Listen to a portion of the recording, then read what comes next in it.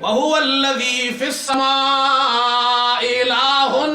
وَفِي الْأَرْضِ إِلَٰهٌ، وہ آسمانوں میں بھی اللہ ایک ہے، زمین میں بھی اللہ ایک ہے، اس کے ساتھ کوئی شریک نہیں۔ شریک ہے اللہ کا کوئی نہیں، آسمان میں کوئی شریک نہیں، زمین میں کوئی شریک نہیں، مکے کی وادیوں میں کوئی شریک نہیں، جنت المعلا کے قبرستان میں کوئی شریک نہیں، مدینے میں کوئی شریک نہیں، جنت البقیع میں کوئی شریک نہیں، پاکستان میں کوئی شریک نہیں، سیون شریف میں کوئی شریک نہیں، ملتان شریف میں کوئی شریک نہیں، اور لاہور میں کوئی شریک نہیں، اور پاک پتن میں کوئی شریک نہیں، گولڑا میں کوئی شریک نہیں، بغداد میں کوئی شریک نہیں، اجمیر شریف میں کوئی شریک نہیں، اور ایران میں کوئی شریک نہیں، کوفے میں کوئی شریک، اللہ کا کوئی شریک نہیں، وہ وحدہ لا شریک ہے۔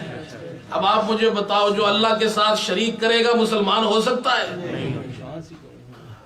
کیسے مسلمان ہوگا؟ حضور کے زمانے میں جس نے اللہ کے ساتھ شرک کیا وہ مشرک ہے،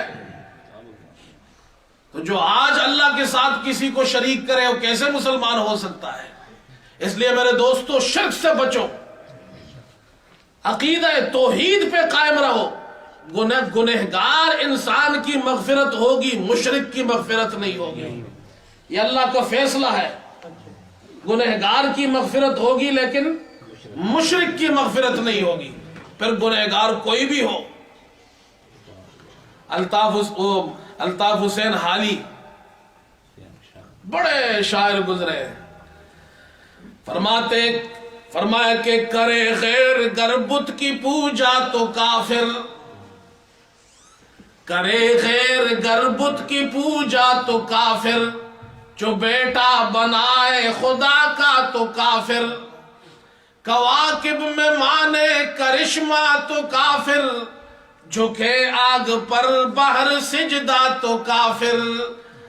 مگر مومنوں پر کشادہ ہے راہ، پرستش کرے شوق سے جس کی چاہے، نبی کو جو چاہے خدا کر دکھائے، اماموں کا رتبہ نبی سے بڑھائے، شہیدوں سے جا جا کے مانگے دعائیں، مزاروں پہ دن رات نظریں چڑھائے، نہ توحید میں کچھ خلل اس سے آئے،